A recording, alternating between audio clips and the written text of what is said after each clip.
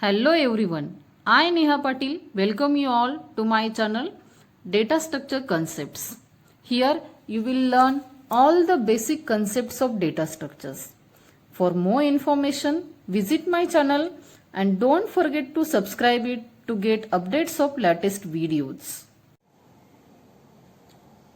Today we are going to see the very first concept of data structure, that is the introduction to data structure. Before learning all the basic concepts and all the different types of data structures, first we have to learn introduction to data structures. But again, before starting to introduction to data structures, first we should know why to learn this subject. What is the importance of this subject, or what is the importance of this topic? Then only we can easily understood the concept of the data structure. So firstly we will see why to learn the data structure. As you know that data structures are used almost in all areas of computer science. For example, AI, operating system or graphics. Almost in all areas we are going to use the data structure concepts. But what is the need of this data structure? I will give you one example. Suppose we have a PDF file and in that 10,000 employee records are stored. And if I want to search for a particular employee record, then how we can search? If I am going to search it sequentially, and if that record is present, suppose after the 5,000 records, then can you imagine how much time it requires? So instead of that, if we are applying a particular searching algorithm, then within short amount of time, we can get that record. So this is just one example. Almost in all real life problems, we need the data structure concepts. So mainly for the two reasons we are learning the data structures. The first one is, as I already told you, if you want to solve the real world complex problems, then we are going to use the data structure.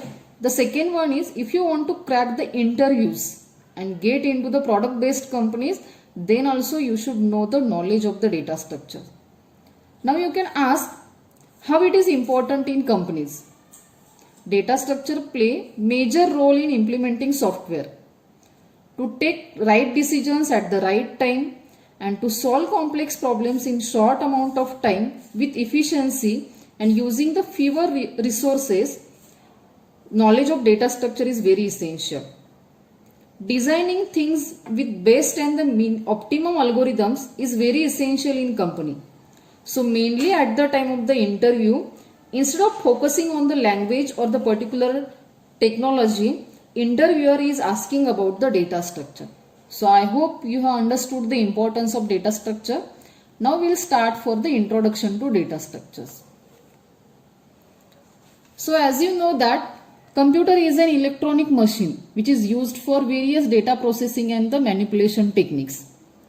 So for all this, programmer is going to collect different types of data and it is required to store that data in the computer's main memory. So in order to work that computer efficiently, we should know how to represent that data, how to access that data, what are the different operations we have to apply on that data, and how to solve the problem step by step. So for doing all these operations, we need to know the data structures. So before seeing the definition of the data structure, firstly we will see what is meant by data, what is meant by the data type, and then we'll go for the data structure. So as I mentioned here, data is nothing but what? Raw unorganized facts that need to be processed. Data can be something simple and seemingly random and useless until it is organized. And when data is processed, organized, structured or presented in a given context so as to make it useful, it is called the information. So means what here? Normally this data and the information, both terms we are using simultaneously. Or we can, instead of data, sometimes or frequently we are using the information. So what is the difference between this data and the information? Data is nothing but what, like here mentioned, raw unorganized facts. That means whenever we are taking example, like suppose we have the marks, then that marks is nothing but what, only the data. But if whenever we are going to collect the marks of all the students, and whenever we are going to calculate the aggregate, then that is going to become the information. That means suppose we are going to calculate the class, first class, second class, third class. So that is nothing but what the information is there. So that means data is nothing but what the raw facts, and whenever we are going to process that data by using the various techniques, then that meaningful data is going to become the information. Then the next word is the data type. Data type is a classification identifying one of various types of data such as real valued, integer or the boolean that determines the possible values for that type. So that means what, in short, what here data type is nothing but what type of data we are going to store. That is nothing but what the data type is there. And now the very important is nothing but what is meant by the data structure. A data structure is a particular way of storing and organizing data in a computer so that it can be used efficiently. So always you have to remember that data structure is nothing but how we are going to store and organize the data in the computer's memory and how we are going to access it. So that is nothing but what the data structure is there. Now we can apply the various operations on these data structures. So mainly I have explained here, mentioned here few operations only, like the traversing, searching, insertion, deletion, sorting, merging. These are the few operations are there. Traversing is nothing but what? Visiting each and every node in that list. That is nothing but the traversing. Searching is nothing but if I want to search a particular record in that list. That is nothing but the searching. Insertion is if the already list is created and if I want to do the new addition there, then that is nothing but the insertion. Deletion is nothing but if I want to delete a particular atom from that list. That is the deletion. Sorting is nothing but if I want to arrange that data in a particular order. That means like in the ascending order or the descending order, then we need the sorting techniques. Merging, if I want to merge or combine two different sorted lists, then we have to apply here the merging operation. So these are the few examples for the basic operations on the data structures. Now we will see the types of data structures or the classification of data structure. So if you see here, the data structure is mainly divided into two types, primitive data structures and the non-primitive data structures. And under the primitive data structures, integer, float, character, boolean, these are the some primitive data structures. And under the non-primitive data structures, again there are the two types are there, linear data structures and the non-linear data structures. Under the linear data structures, we will see arrays, linked list, stack, queue. And under the non-linear data structures, we will see the trees and the graphs. So mainly these are the two types are there, linear data structures and the non-linear data structures. But we will see also some built-in data types or the standard data types also, that is nothing but the integer, float, character, boolean, that also we will see here. So now we will see one by one here what is meant by the primitive and the non-primitive data structure. So primitive data structures are the basic data structures that directly operate upon the machine instructions. They have different representations on different computers. For example, integer, character and the float. So in short, you can remember here primitive data structures are nothing but the built-in data types like the integer, character and the float.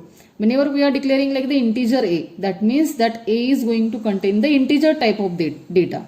Whenever we are going to declare like the float a, that means that variable a is going to contain the float type of data. So these are the built-in data types are there.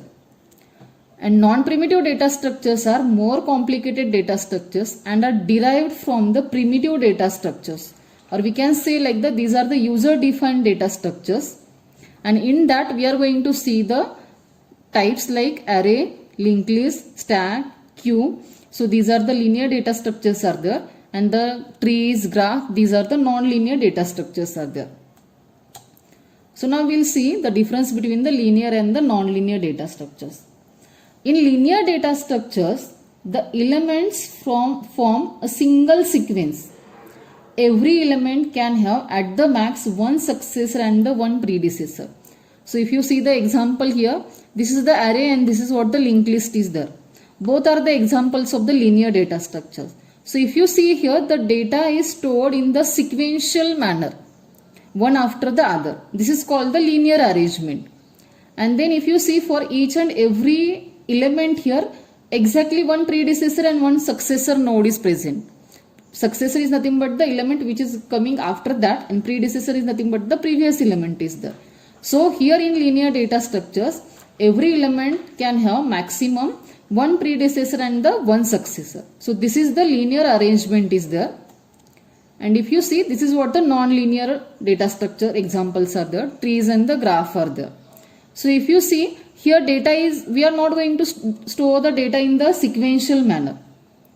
Linear, non-linear data structure, here each element can have more than one successor. So if you see here, this is the 4, after that 9 and the 5. These are the two elements are present. For the 9, 2 and the 6, these are the two elements are present. So that means here it is not the condition like each and every element is having the exactly one predecessor and the one successor. That is not the case here.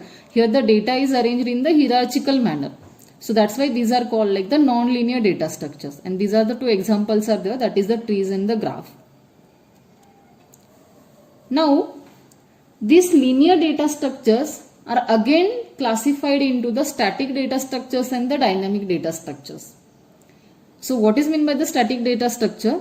In static data structure, memory allocation is done for the elements at the compile time. That means whenever we are going to compile the program, at that time the memory allocation is done there. So for example, here this is the array declaration is there, integer a of 10. That means here this is the array which is going to contain the 10 integer elements. So here for this here the 20 bytes are allocated. So that means at the compile time 20 bytes memory will be reserved for this array.